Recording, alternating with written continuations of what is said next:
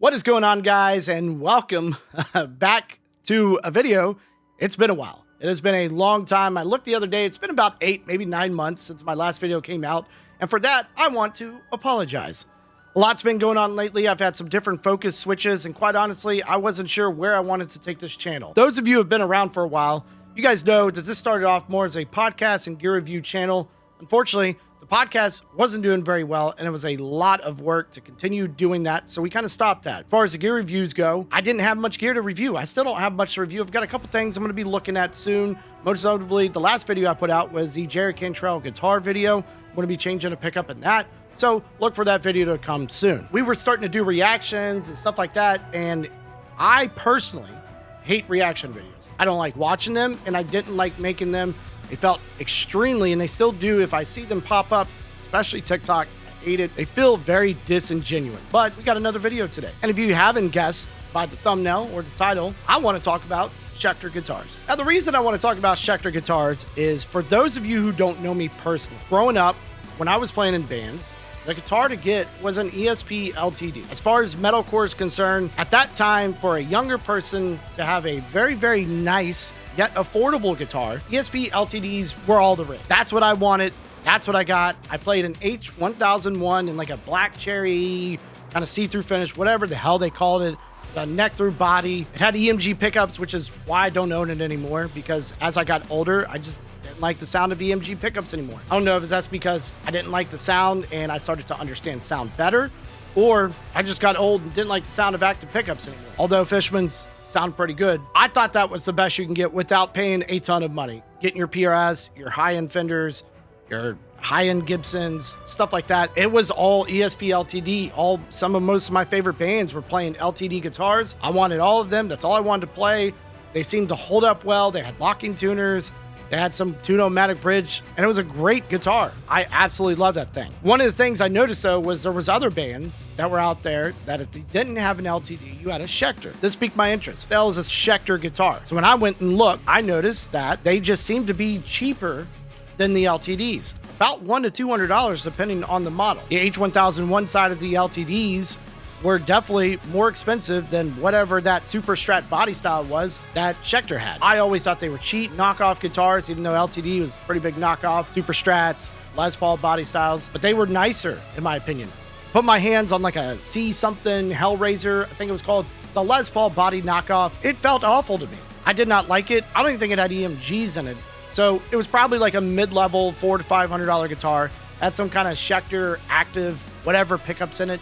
I didn't like it. Didn't ever touch another one again. Lately, I have noticed that there are very, very big artists, at least in the metal, whatever prog community, that have been shifting over to Schecter guitars. Before them, I knew that there were a few out there like Keith Merrow, Nick Johnston, which I've followed him, and his guitar is beautiful. Keith Merrow's has always been beautiful. Comes with Fishman, so Fishman's good hardware. There are things to like out there. Zakk Wylde recently switched over. He was the first big one that I noticed to go from Gibson, this gigantic company that's out to sue everybody and take everybody down, play authentic. Zakk Wylde switched from Gibson and went to Schecter. That's who's making the Wild Audio guitars. Schecter Research, Guitar Research, whatever it's called. I thought that was wild. To me, no pun intended, huh? To me, that was kind of weird to see that this guy had some of the most iconic Gibson-looking guitars in the bullseye, and there's a switch from that to these very weird-looking Wild Audio guitars.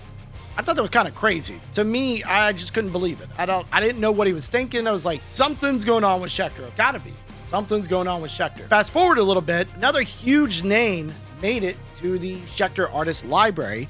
That was Aaron Marshall of Interval. Now, Aaron Marshall, if I'm not mistaken, about a year or two ago, he was on tour out with his Mayonnaise, and if I'm saying that wrong, I'm sorry. Mayonnaise. I don't know. So I call it Mayonnaise. My apologies. When he was out on tour with those guitars, he talked about how fantastic they were. The neck didn't move no matter what climate, how much he flew. No matter what was going on, neck didn't move. Guitar stayed in tune. It looked beautiful. It was one of the prettiest guitars I've ever seen. It helps that he is a fantastic guitar player, so whatever he was playing on it sounded amazing. And yet, recently he switched to Schecter. And I was kind of like, what the hell is going on? That's kind of crazy to me that he switched to Schecter from these $3, $4, $5, maybe even more $1,000 guitars. They're so expensive, I've never looked at them.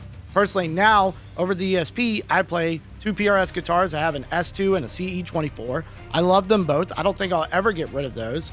And then, as you've seen on the channel, I've got the Jerry Cantrell Epiphone, which, yes, is a cheap guitar. I like the way it plays. I love Alice in Chains. I love Jerry Cantrell. And I can't afford his $10,000 Gibson, whatever they're going for now. They're probably going for even more now. So for me, I thought it was kind of crazy to see somebody going from this beautiful boutique guitar company over to Schecter, who I always thought was cheap knockoffs of a knockoff. I kind of let that go, and I was like, that's weird. I haven't seen any videos come out of him. I haven't really looked either because I just think it's weird. And YouTube's not playing favorites with me anymore. I'm more into camera gear and stuff now. Still love playing music. I don't get too many guitar videos lately. Time kind of passed on, and then another huge artist swapped over again from Mayonnaise, which is also plays into the weird factor. And that would be John Brown of Monument. Again, I think both of these guitar players have or had some sort of signature or some kind of model that you could at least order that wasn't necessarily available to the public. I don't know that their guitars are. I'm sure there are certain lines. Again, they've been out of reach for me, so I've never really looked. I think I looked years ago.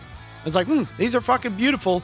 Very nice. All the woods are great. Pickups are great. Everything's great. Just way out of my price range. So I'm almost certain that you could order the exact models that they were playing on, which were catered to them. So why the switch to Schecter? Again, a guitar company I feel like has been very cheap, not nice guitars, knockoffs of knockoffs, and they're swapping over. Is it because they think that they can get affordable guitars into their fans' hands, that they can actually order and play what they're playing on stage? Was there an issue with Mayonnaise that we don't know about? That maybe somebody in the comments can tell me. I don't know what's going on, but we are going to take a look real quick at their guitars because while they look very nice, I don't like them.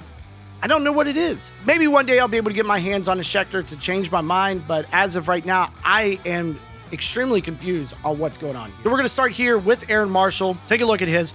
I do love the color of the 6-string. The pictures of him holding it look better. It looks like there's more of a sparkle, and maybe this is just the way they were taken for the website. Take a look at the specs here. We got an Arctic Jade. I just like that name. It's kind of an Arctic green kind of color, and it's beautiful.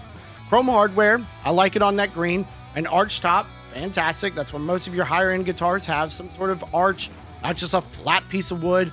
It's a bolt-on neck, which is fine. My CE24 is bolt-ons. I have no issues with bolt-ons. Then you got a basswood. No, it's actually called basswood body. What are you talking about, idiot? Basswood, basswood, whatever the hell you want to call it. It's got a basswood body. One of the cheapest woods that you can put in a guitar, and I'm not here to get into a tone debate with anybody. It's not good wood. Some people, like Misha Mansour, say his pickups sound the best in that. I think they sound perfectly fine in my mahogany body and my PRSS too. Goto Vintage tuners, that's nice. We got Hipshot Grip Lock tuners. Goto Vintage Tremolo. Again, that's nice. Hipshot Grip Lock tuners, also very nice. Macassar Ebony. I don't know what kind of ebony that is, but it looks good. It's very dark wood. I love dark colors on guitars, especially if we're going to be showing natural wood. I absolutely love it. Wenge neck. That's new. I don't think that I've ever played a Wenge neck. I love the offset reverse circles. I love this hollowed out look. Schecter has been getting better with their looks. I could say that. The headstocks are different. These darker color woods. Nick Johnston, I really noticed that on his kind of like Strat copy. The darker necks and stuff like that. I love that. And so my PRS S2 is in a walnut color. It's all mahogany. And then finished with this dark ass walnut. And I love the color. It's part of the reason I got it. It felt great. And I was like, you know what? I'm getting this damn guitar. Lumen Lay side dots. That's a nice upgrade that most people want. That should be standard, in my opinion, on any guitar. Jumbo stainless steel frets. Graphtec nut. Most people get a cheaper guitar. They knock the nut off and they put a Graphtec on there. Comes with Ernie Ball strings. But one of the big things that I noticed is at a $1,400 price point, and according to Schecter, the list price is $2,000. We've got Schecter USA pickups. I don't even know what that means. Now, based on the naming, maybe we could tie that to something that Aaron kind of worked with them on. I don't know. I don't know much about it. You should have watched some videos before you did this. I get it. Maybe I should have done a little more research, but I'm just perplexed and trying to figure out what is going on here. I'm making a video. This is my channel. Do what I want. We got knobs that are, it says chrome metal O-ring. Those look like hip shots. Maybe Schecter decided they're going to make their own version of the hip shot knobs. I personally very much like those. I used to have them on my Holcomb PRS back when I had it. This is made in Indonesia, though. An Indonesian-made guitar at $1,400. And this is the 6-string, so we know the 7-string is going to be more. I love that the truss rod adjustment is right here in the middle, next to the neck pickup. The hardware, again, looks good on this color. The arch top, there are definitely premium features on this guitar. I don't get it. You were playing a $4,000 or $5,000, $6,000 guitar, whatever it costs. Looks like it doesn't even come with a case. Got to pay $200 for that. So moving on kind of here to John Brown. Let's take a look at his real quick. I love this purple color. Purple's one of my favorite colors. It's kind of a different, little bit of a carve here, which comes on the PRS S2s. Is very similar to that. I think that's a different headstock than what they used to have back in the day. Darker neck color. Not a big fan of the natural finish, but it is his guitar. It's not mine. It's his. I'm not good enough to get my own signature. I'm not even good enough to play in a band, let alone get my own signature. We got locking tuners. So let's take a look. We got a satin trans purple. Love it. I love that it's this flame maple as well, which looks to be a veneer. That part I don't get for $1,600. Looks like it's on sale or whatever, at least from the list price of almost $2,300. That is a PRS Custom 24. That does not have a veneer on it. I promise you it's a full maple cap. Hip shot fixed bridge. Again, nice features to have on this. A swamp ash body. Certainly better than basswood or basswood, whatever we're calling it. We've got a flat top. There's a little bit of carve there, but still flat. I don't get that, but maybe that's just John Brown's style. Wenge Padwalk. I'm assuming that's how you say that. Never even heard of that. The Wenge I have heard. 5-ply. Don't like the sound of that. Ebony fretboard, pretty standard. Hip shot grip lock tuners. Again, those tuners look nice. Love the darker hardware on this color. Would not like the lighter hardware. We got one volume pot here, and it looks like a pickup selector there. I'm not seeing anything that stands out to me for that amount of money on a guitar company that, once again, I thought was a cheap knockoff of a knockoff. The fretboard doesn't even look that ebony to me. I like the other one better on Aaron Marshall's guitar. But again, not my guitar. I don't have to buy it. I just don't get it. Somebody needs to explain to me what is going on here, 'cause I don't understand these artists switching. Again, knew about Keith Marrow. Found it odd that Zach Wild went, but as far as production costs and stuff are concerned, I'm sure it was much cheaper to go with Schecter than it was with Gibson. And he's a wild dude. The company's called Wild Audio, and those are some wild-ass looking guitars. So maybe it was a match made in heaven. There's a ton of artists on this list. I don't know a lot of these.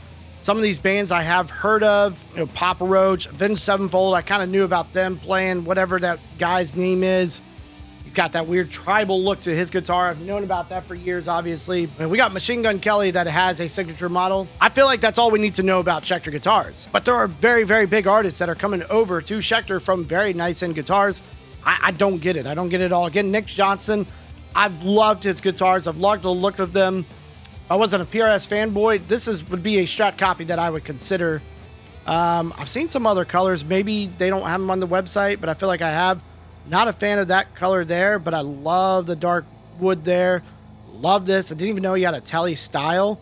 Again, I love this cream color, this kind of vintage looking with this super, super dark, probably whatever that mascar, whatever it was called, ebony. It's beautiful. I don't know what it is, but it's fucking beautiful. Super dark headstock. I really like that. I've been loving the caramel or roasted maple necks, whatever you call them. They're all great looking, and I think Schecter has done a good job at incorporating that into a lot of their guitars. They don't look like just standard necks. Sometimes you got to do something weird to stand out. You got to do something different to stand out, and I think they're doing a good job at that. They're marketing what they're doing with some of these new guitars. They're great, but some of them, they've never felt great to me. And again, when I started seeing all these artists swapping over, I was like, what the hell is going on? Is it a marketing scheme so we can get these big names over here? We're going to give them a good percentage of their sales and be able to have a lot of people buying Schecter guitars, at some point? Is it that, again, the artists want affordable guitars that their fans that want their guitars can get their hands on? Again, the Avenged Sevenfold people, Zach Wild, we talked about him. Body Count. I think I saw Prince on here when I was looking the other day. Prince apparently played Schecter. Never knew that. No, he plays guitar, and he had some obviously weird-looking guitars, but I just think it's kind of crazy. I need to know why. I don't know what's going on, but I guess good on Schecter. Good for you guys. You guys are obviously doing something right over there. Maybe one of these days I'll be able to get my hands on one of these nicer Schecter guitars and see what I'm missing, because I'm clearly missing something, especially when we're not putting other type of pickups in it. At that price point, and knowing the history that I personally know of Schecter, without doing a ton of research and trying to figure out what's going on, watching more videos, I would expect higher end pickups to be in these guitars and not Schecter made guitars. Even my PRS guitars, I love that brand. I'm in Maryland. They're Maryland made, the ones that I have. When I've had those that have had PRS pickups in them, I liked them. I thought they were great, but I sold them and got something else to put in them. But they were great pickups. Any other guitar out there that kind of puts their own brand of pickups in there, like these Epiphone pickups that are in my Jerry Cantrell, I don't like them. And again, these are overseas made guitars. These are made in Indonesia. Apparently these are USA quote unquote pickups.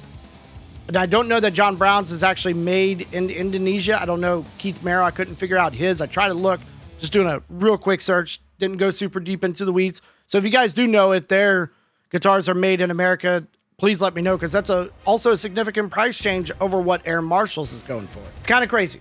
In my opinion, I don't know what's going on. Maybe somebody can explain to me, and maybe I need to get my hands on the Schecter to figure out what I could be missing and what still could be at that price point. If they are that good of guitar, that's still an affordable price point and still a nice looking guitar. And some of them are absolutely beautiful.